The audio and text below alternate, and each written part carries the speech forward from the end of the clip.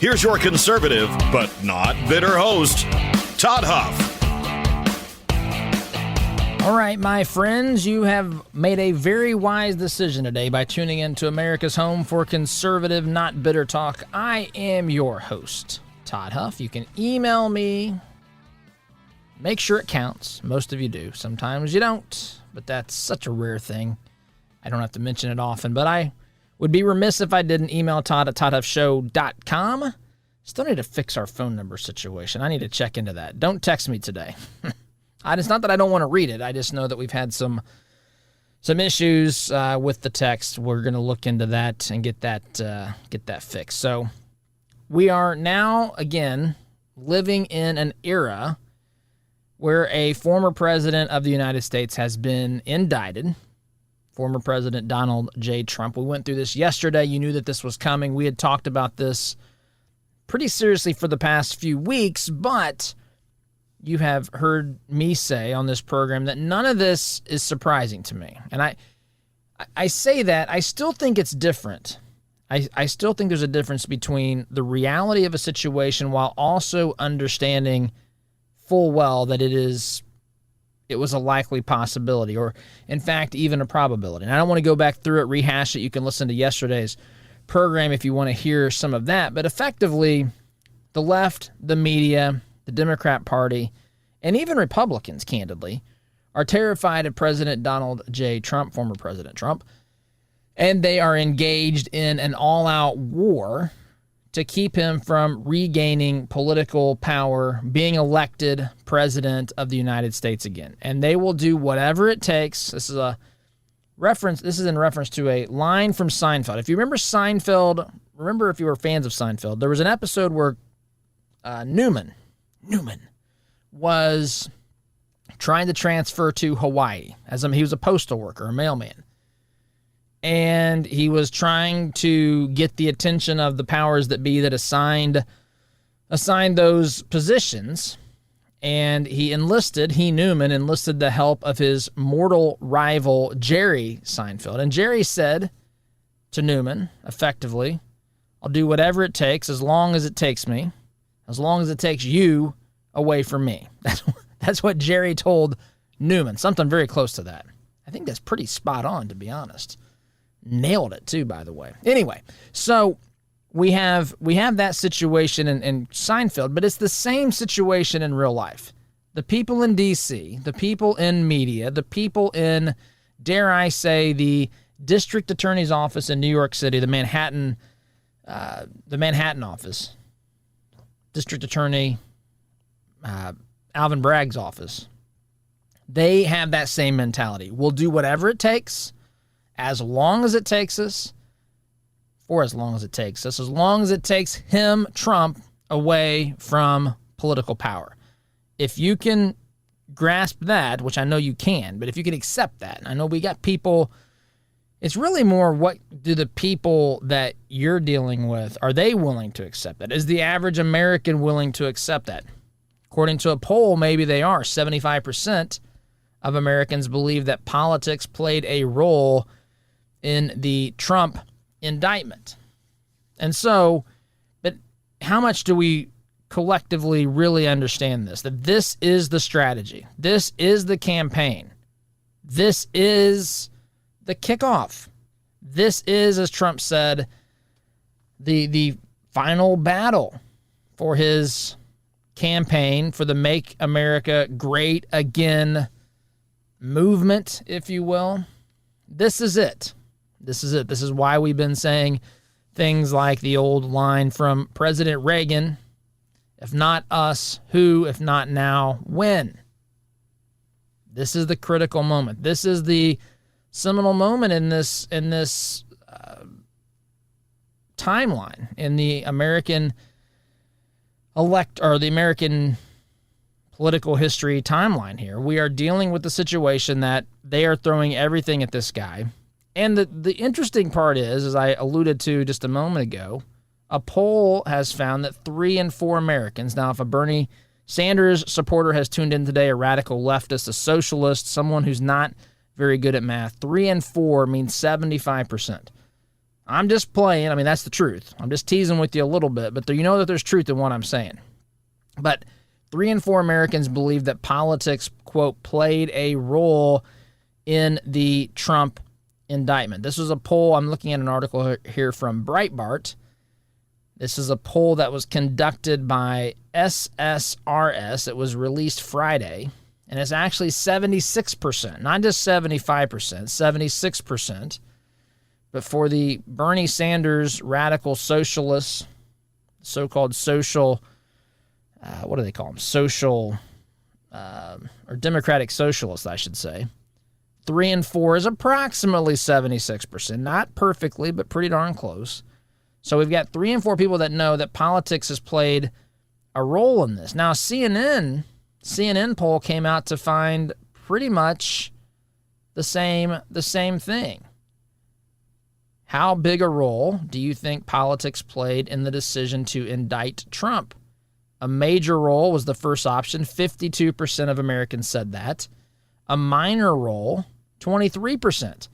So CNN, the home for, not for America's most trusted name in news, that's not what it is anymore. That's America's propaganda network, so far as I can tell from the nonsensical stuff that I see on there. And isn't that home now to Adam Kinzinger, former representative from the state of Illinois? So 75% of the people also agreed with this, said that there was a role that was played, politics played a role in the Trump indictment. That's on the CNN poll. Now, here's the thing that's really interesting. Major role. How many Democrats believe that politics played a major role in the decision to indict Trump? 60% of Democrats. 60. That's 3 out of 5 Bernie Sanders supporters. 60%, or 6 in 10. Same thing, same fraction. One's just reduced. 60% of Democrats say that it played a major role. Politics played a major role. Should politics play a major role in any legitimate indictment? If the answer is yes, my friends, you have admitted that I have admitted that we live in a banana republic. What about independence? 78%. 78%. I'm looking here again at this article in Breitbart. Said that politics played a major role. And Republicans, yes, Republicans, the last group that CNN probably could barely stand to talk to on the telephone or whatever it was, if this was conducted, maybe some of it was over the internet. Either way, they don't want to email conservatives, Republicans. They don't want to talk to them on the phone. They would rather demonize and malign them on their silly, ridiculous programming. 93% of Republicans say that politics played a major role in this indictment. How can this be taken serious? How, from what we've been told, right? We've been told we're supposed to believe that we've got this.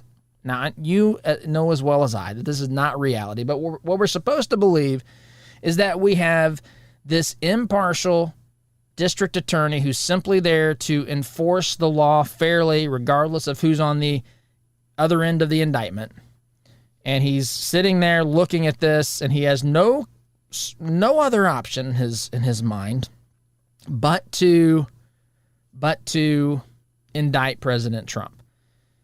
That's what we're supposed to believe. And not only that, remember, this went to a grand jury, so there had to be a group of members on the grand jury that said, yes, you've presented us with enough evidence to recommend an indictment. That's not the technical language, but you get the idea. So this is what we're supposed to believe. And so now, basically what Americans are saying, even Democrats, by the way, 60% are saying if politics played a major role, they're saying that our system of justice is politically biased.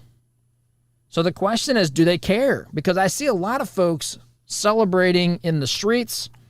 I see a lot of folks going on to some of these insane networks and so forth and kind of cheering this on as though it's some sort of great day in American history. Of course it's not.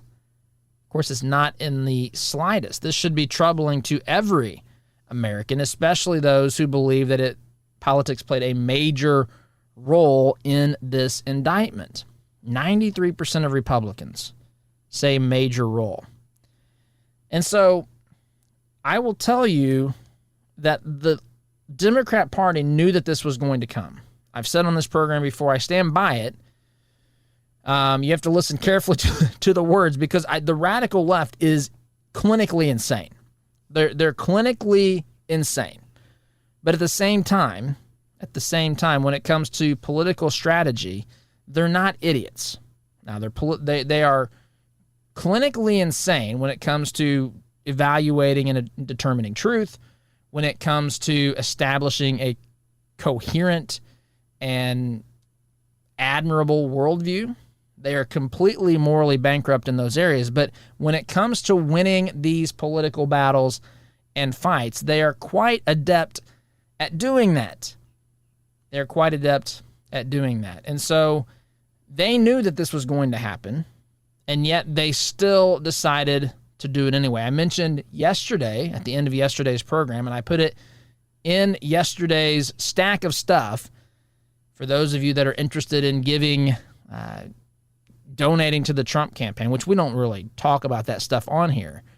But a lot of people have said this has been the catalyst to drive a lot of people to make a donation to his campaign. In fact, I cited a Newsmax article yesterday that said the Trump campaign had raised over, I think, $10 million since Trump first announced on Truth Social that, hey, he's going to be arrested next week. This turned out to be a couple of weeks later. But here in the past few weeks, he's raised $10 million. $10 million raised by his campaign. They knew that this was going to give him a jump start, that this was going to kick off his campaign. They knew it, and yet they still, the radical left, they still went along with the strategy of District Attorney Alvin Bragg, radical leftist that's basically been put into office by crazed anti-American people like the radical leftist George Soros. They decided it was worth this risk. It was worth this risk to try to take Trump down. This is, again, a continuation, as Trump says at his rallies, as I say on this program, the same sort of stuff. It's the Trump-Russian collusion delusion, spying on his campaign in 2016, impeachment 1, impeachment 2, the raid at Mar-a-Lago, basically saying that Trump is criminally liable and responsible for the January 6th events, riots and violence and that sort of stuff. It's been a continuation of all of that. Now we've got the Stormy Daniels situation, and everybody knows that this has been influenced in a major way by politics. This should be universally rejected by anyone who does not want to live in a banana republic. This should be universally criticized by members of both political parties if they're interested in preserving our constitutional republic. For those who tell us each and every day that they are filling roles across this government, they're sitting, that they've been elected to the House of Representatives or to the Senate or to whatever, to help protect and preserve our democracy, those folks need to stand up and be heard and speak out, reject this 100%. This, my friends, is completely inexcusable, and it goes to show just how desperate the radical left is, and it goes to show how terrified they are of another 4 years of President Donald J. Trump, which is absolutely possible. Absolutely possible. I started to say, for those who give $47 to the Trump campaign, I think they're still doing this, I don't know, but they've got the mugshot t-shirt now, which of course isn't the real mugshot, but people get the idea, right? The campaign's having a little bit of fun with this. They're using the news narrative of the day to show the lengths that the radical left is prepared to go in order to politically win both today and in 2024. They calculated this. They knew it was going to raise a bunch of money for Trump. They knew it was going to be transparently obvious to Americans, regardless of political party, that it was politically biased. The question is, who cares about this? Who cares? Are these just people who are announcing that they know it's political and they're applauding it? Or are they disgusted that we've gotten to this point? Do they share the same sentiments the founding fathers had when they framed this country to prevent this exact sort of thing? Where is the average American on this today? We do know that they recognize that politics has played a major role, but what conclusion do they draw from that? Are they willing to accept that, turn their heads, and let whatever happens to Trump happen because they hate him, they're politically afraid of him, whatever the case may be? Or are folks prepared to stand up and to resoundly just reject this altogether for what it is, which is a political witch hunt, which again is something we've been enduring now for, since 2015, maybe 2016. Here we are. I'm happy that people recognize it, but that's not enough that they recognize it. What do they think about it once they recognize it? So talk about that. Lots of things to get to as we break this down, including some things that we've not heard a lot about because of the coverage and the developments of the Trump indictment. So lots of things to get to today, my friends. Sit tight. Back here in just a minute.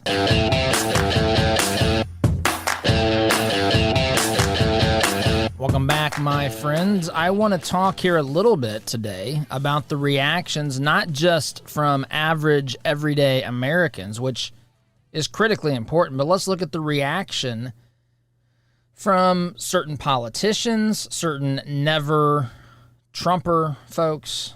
John Bolton, for example, who does not want Trump to be president of the United States. He does not want Trump to be the nominee, Republican nominee. He's on record as saying, hey, this indictment gave me a lot less than is to be desired. And it's not just John Bolton.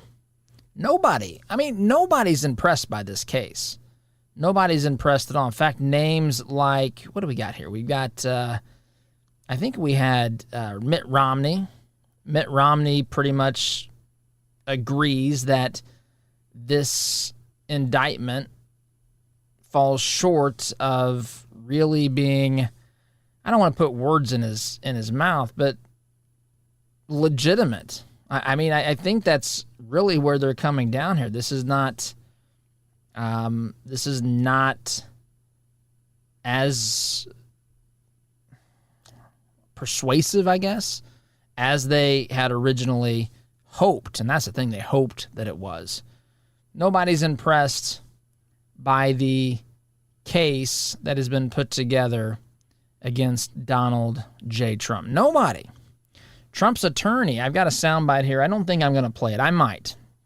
But Trump's attorney says he thinks this case is not going to even get to a jury. It's going to be dismissed. I don't know. A lot of people around here, I think there's a healthy percentage of people that still don't recognize what we're up against. I think we have a group of people, legal scholars, analysts, that look at this and they say, look, there's no way that Trump is, convicted on this stuff. There's so much to be desired here, so much the prosecution has to prove, and they're nowhere near being able to do it based upon what we know at this particular point in time. But that assumes, my friends, that we have people in these positions that are interested in doing the right thing. And I think the question isn't so much what is the right decision or where will this end up based upon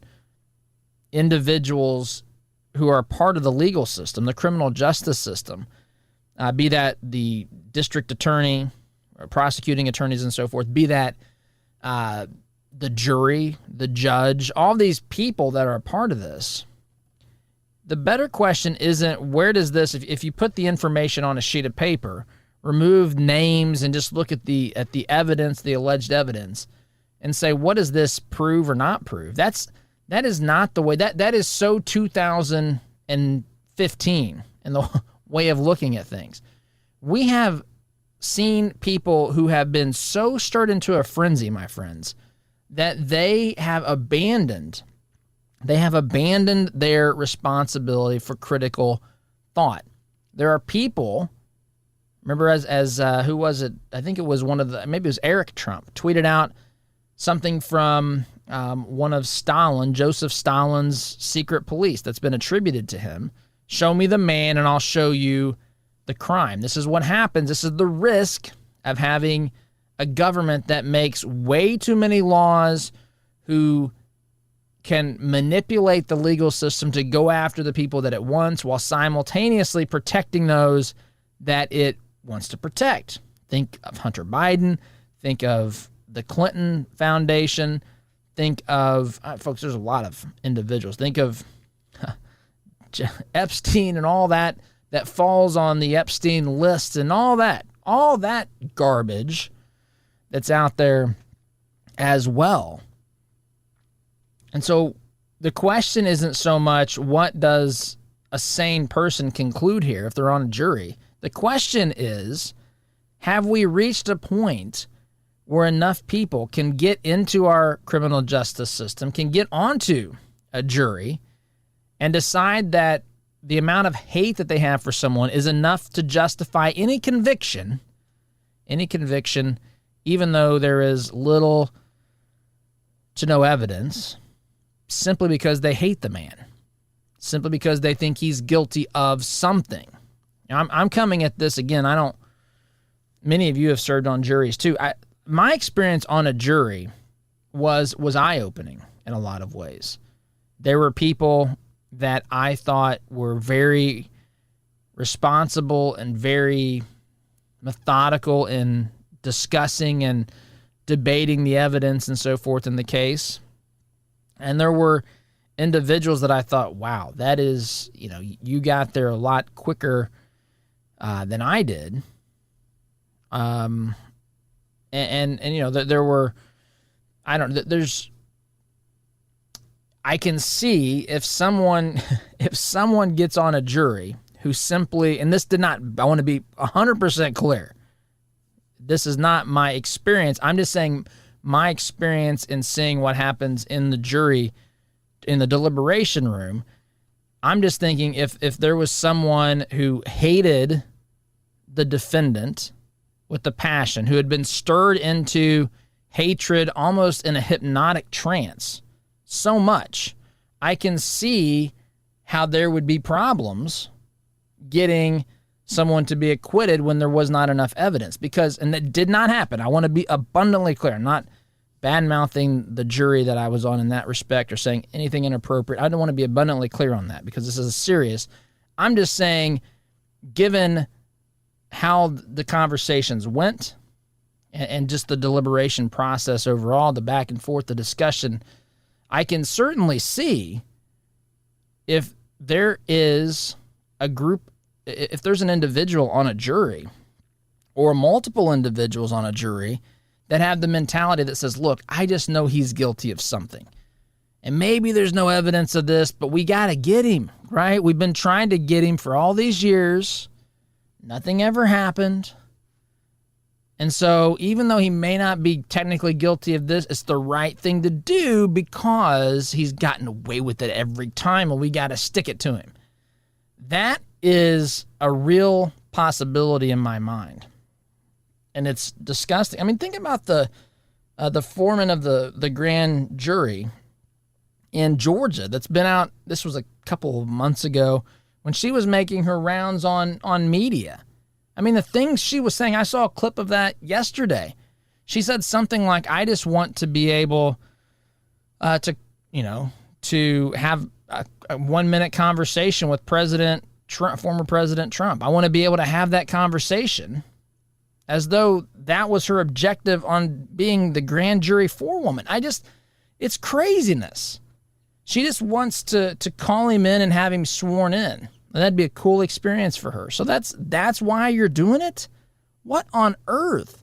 And there is a whole group of people, these radical leftists, who believe America is so terrible, that Trump is so terrible, that all of these alleged crimes and conspiracies that Trump has supposedly done, in their minds, justify any action whatsoever. Conviction doesn't matter, because even though he may not technically be guilty of this, some of them might say, well, again, he's guilty of something. We just can't prove it. He's a master of hiding, and we're just not going to put up with it anymore. This is 100% the sort of thing the founders were terrified of.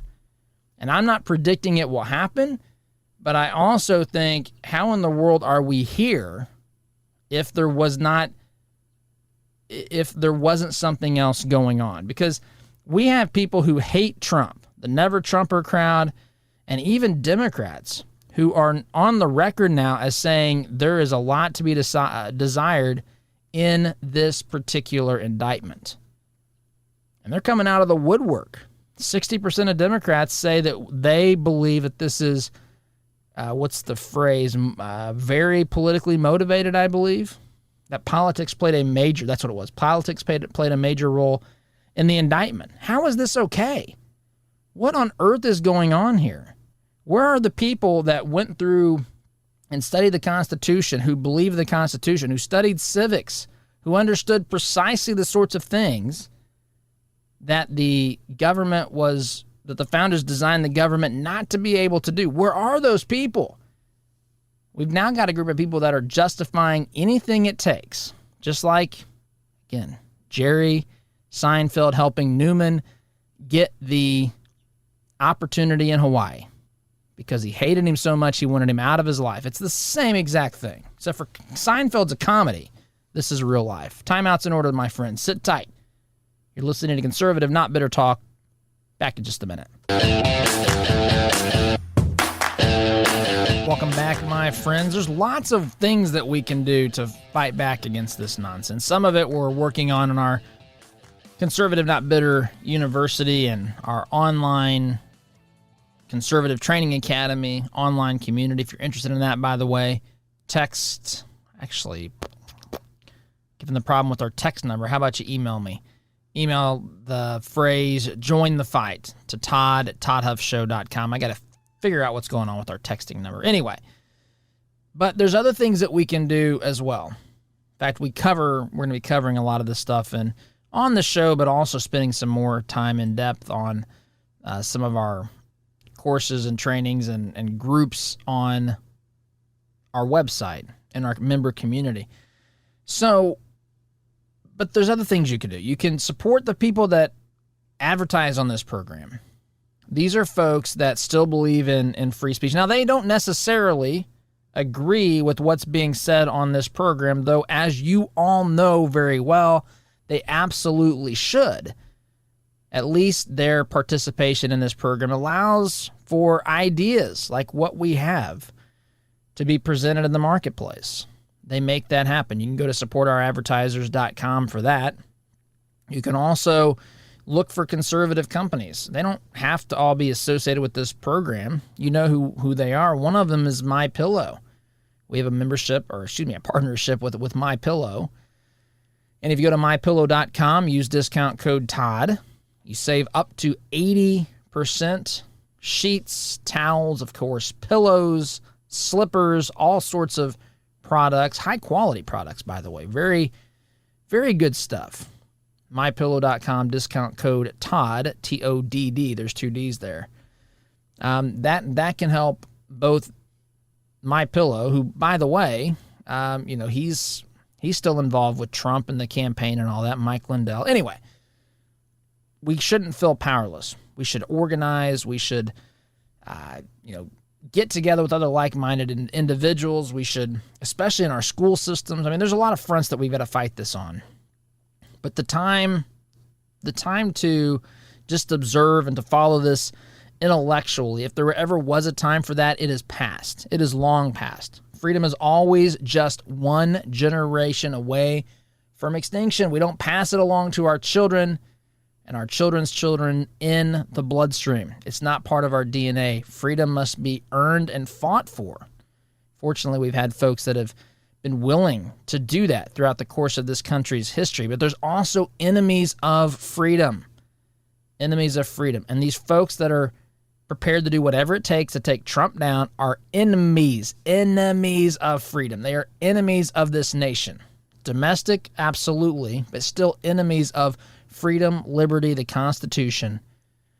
And look, I am all for political discourse, but everybody understands that this is a political witch hunt, that this is a political prosecution, potentially a political persecution. This cannot happen. This should not happen. This needs to be rejected completely and totally, especially once we recognize and understand that it is impacted in a major way by politics, our justice system. The same folks, by the way, Alvin Bragg, District Attorney Alvin Bragg, he has colleagues that are part of his team, basically, that are bragging about, quote, dismantling the justice system. Folks, this all comes from George Soros and the radical, rabid, anti-American crowd. They want to tear America apart at its core. And what do? It's hard to convince Americans, though some have been convinced, that traditionally accepted American ideas and principles should be abandoned. It's easier to find some wolf in sheep's clothing that they can help get elected to insert into the system like a Trojan horse and then totally destroy the fabric of our criminal justice system, the fabric of our society, the worldview that this nation is built upon, the concepts of liberty and freedom. And that's what's going on here. That's what's going on. By the way, there was an election yesterday. Wisconsin has elected a liberal to the Supreme Court. That's not a good situation to be in. Now it's going to be 5-4 in favor of liberals. And it's not so much to me that it's liberals. That's a problem. But it's really those who justify judicial activism, those who believe that judges can create law from the bench. That's effectively what it means to be a liberal justice. People can have different opinions on law within reason. But when you start having justices on the Supreme Court, whether it's in your state or any court for that matter, or the U.S. Supreme Court, when you have jokers out there that say things like they can cite foreign law, as we had, I think Stephen Breyer said that when he was Supreme Court Justice, he was cool citing foreign law, whatever, again, he had to do to see his agenda and ideas implemented. That's not the job of a judge. So when the left takes over a court system, as it has in Wisconsin, buckle up for what's about to take place in that particular state. Conversely, there was a North Carolina Democrat who switched parties. She was a Democrat in the state legislature. She's moved over to the Republican Party, and now the Republican Party in that legislature has a veto-proof majority. So when they're working with their liberal, if not leftist governor, they've got some ability to operate around his veto power. So other things happening politically as well. In fact, that's really where I want to jump off here and reference some things that are happening that we've not spent a lot of time talking about. Things that may have been overshadowed by this indictment, because this is a big deal, massively big deal. We'll talk about some other things, though, on the other side of the break, my friends. Be forewarned that listening to this program may, in fact, cause you to lean to the right. So exercise extreme caution when driving, operating heavy machinery, perhaps even walking down the hallway, carrying a cup of coffee. You may find yourself drifting or even leaning to the right, my friends. You have been warned. You have been advised. Sit tight. Back in just a minute. So this nonsensical witch hunt here that we have been subjected to it's one big continuation of a witch hunt for President Donald J. Trump. This has distracted us from other stories. Now, I say distracted. I don't mean that to imply. Some people think this. Some people think that this is all a ruse to distract us from other serious stories. I don't think that's what's going on here precisely. It is a common tactic. They would not have. I mean, they've stirred the hornet's nest here. They have a majority of their own party, the Democrats, who are now saying that this was politically motivated. That's a big deal. They've seen massive amounts of cash end up in the campaign coffers for former President Trump. And so, but that doesn't mean that there's not other things going on that we should be aware of, because of course we should be aware. In fact, there's an article here I've got in today's stack of stuff that I'm just going to hit a couple of these. Where the world is this article, folks?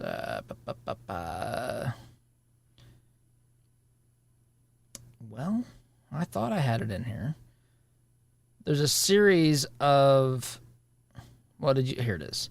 Did you see, by the way, that Biden laughed when he was asked whether or not Trump was indicted because of politics or some such thing? Biden chuckled at that.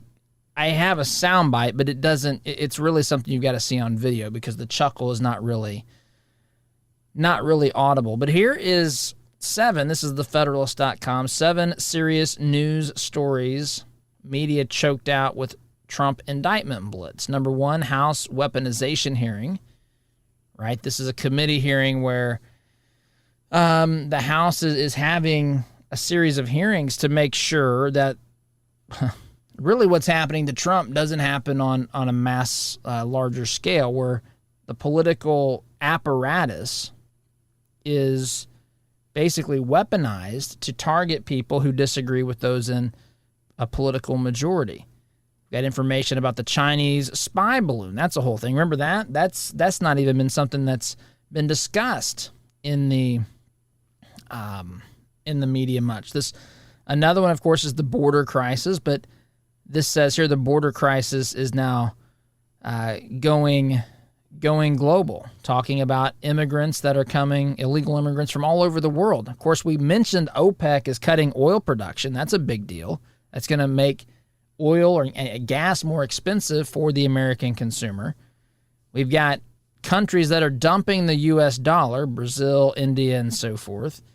We got Russia arresting an American journalist, which we talked briefly about here. And we've got the murder of a Russian blogger, not to mention the so-called TikTok piece of legislation that they're trying to push through Congress as well. That's got some serious things to that are included in that legislation that the American people simply need to be aware of. So anyway, timeout's in order, my friends. Sit tight. Back in just a minute. Welcome back, my friends. Not a lot of time here in just the waning moments of the program here, but I want to reference something else. I don't know a couple things. Number 1, did you see that the judge overseeing the case, Oz had sent me this yesterday. Oz wants credit for these things. I am crediting Oz. The judge overseeing the Trump case has a daughter who has worked on campaigns for Biden, Adam Schiff, Kamala. I mean, it's a perfect trifecta there. So she's been involved, and I don't know if the Kamala Biden campaign or if it was her other campaigns, but I know that she's associated with that. And the judge himself is also a donor to the Biden campaign. So that's something worth at least being aware of as well. AOC had gone to Twitter to say that Trump was trying to intimidate the judge. And, of course, Twitter quickly reminded her that she was totally cool with things happening to Kavanaugh when he was harassed during his, during some newsworthy events over time. So anyway, all kinds of stories going on out there, but it's time for me to wrap up. Folks, have a wonderful day. We'll talk tomorrow. SDG.